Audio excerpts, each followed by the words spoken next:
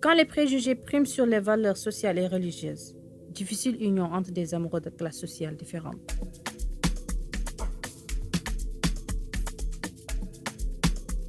Je m'appelle Hawadem, journaliste mauritanienne. Aujourd'hui, je vais faire bouger les lignes dans ce podcast en vous présentant le récit d'une jeune femme confrontée au problème de caste. Fatou, la vingtaine révolue, est entrepreneuse. Propriétaire d'un salon de coiffure, elle gagne dignement sa vie. Mais les choses n'ont pas toujours été faciles pour elle. Jeune fille, elle avait voulu se marier avec un jeune homme issu d'une caste que ses parents ont jugée inférieure à la sienne. Pour la punir, sa maman l'avait séquestrée. J'avais un copain Tchoubalo que j'aimais beaucoup. Lui aussi m'aimait. Mais ma mère refusait catégoriquement notre relation. Elle ne voulait même pas que je fasse connaissance avec le Tchoubalo. Quand on m'envoyait à la boutique, je passais chez lui. Quand j'allais vendre de la crème glacée, j'allais chez lui également. Et il me donnait la totalité de l'argent de la vente. Quand ma mère était au courant que j'étais chez lui, elle m'attachait avec des chaînes. Elle me disait de ne plus sortir de la maison. Elle m'enchaînait près des toilettes, sous le chaud soleil. Fatou a dû vivre malheureuse à cause du refus de ses parents. Elle continue à vivre son amour en cachette jusqu'à ce que naisse son premier enfant. Mais même après cela, je continuais à aller le voir. Quand j'allais acheter du beurre à la boutique, j'étais auprès de lui jusqu'au jour où je suis tombée enceinte de lui. Quand j'ai su que j'étais en état de grossesse, ma mère ne le savait pas.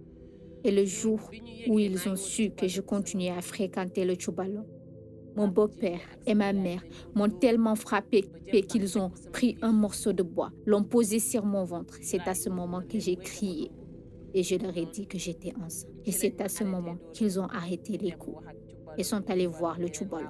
Et ils n'avaient pas nié la grossesse. Et c'est là que ma mère a commencé à se fâcher, à s'énerver. Après cela, mon copain s'est occupé des ordonnances. Il a acheté le premier et le deuxième. Et quant à la troisième ordonnance, ma mère est allée crier un scandale chez eux.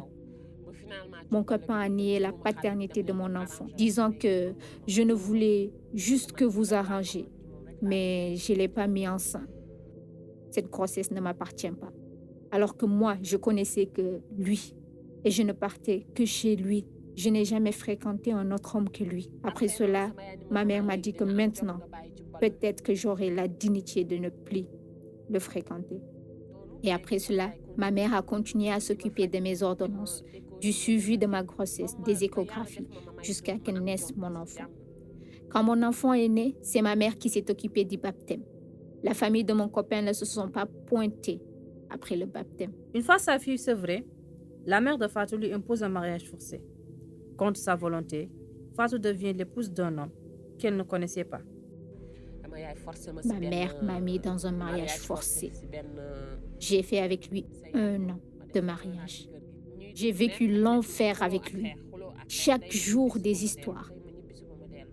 À la fin, quand j'en ai eu marre, j'ai demandé le divorce dans la rue, accompagné de mon ami. Lui aussi était avec son ami, en lui demandant le divorce. Et c'est comme ça qu'il me l'a accordé. Et je ne l'ai plus jamais revu. De retour chez ma mère, j'ai continué avec le Tchoubalo. Et c'est à cause de cela que ma mère m'a redonné à un autre mari, un Sérère. J'ai fait avec cet homme 3 mois. Je suis tombée enceinte de mon mari, Sérère. Et il est parti au Sénégal. C'est après que je suis partie chez ma tante. Ma mère m'a ordonné de revenir chez elle. M'a donné une petite chambre que je devais payer à 15 000, soit disant qu'elle n'allait pas m'héberger gratuitement. Le mariage de Fatou avec cet homme n'a duré qu'1 année. Divorcée et en état de grossesse, Fatou se débrouille en vendant des cacahuètes. Malgré mon état de grossesse, je travaillais comme une femme de ménage dans des maisons, avec mon ventre et mon petit enfant. Je combinais cela à la vente de cacahuètes. Jusqu'au jour où j'ai rencontré un Français qui était venu acheter des arachides. À son retour, il m'a posé des questions. Pourquoi je vendais des arachides tout en étant enceinte. Je lui ai expliqué tout ce que j'ai traversé. Et là, il m'a proposé de travailler chez lui. J'ai travaillé pour lui pendant quelques mois. Arrivé à terme, il m'a demandé d'arrêter et de me reposer, de lui demander tout ce dont j'ai besoin. Et le jour de mon accouchement, qu'il m'amènera dans un hôpital où je serai prise en charge à partir de 300 000 et j'accoucherai dans de bonnes conditions. Le jour de l'accouchement, je ne l'ai pas appelé. C'est ma mère qui l'a contacté, frais hospitalisation.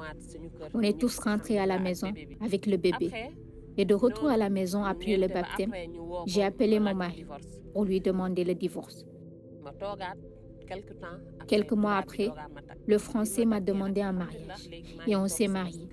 Je remercie Dieu car depuis lors, je suis heureuse avec lui. Tout ce que je vous ai raconté ne se serait pas passé si ma mère m'avait donné.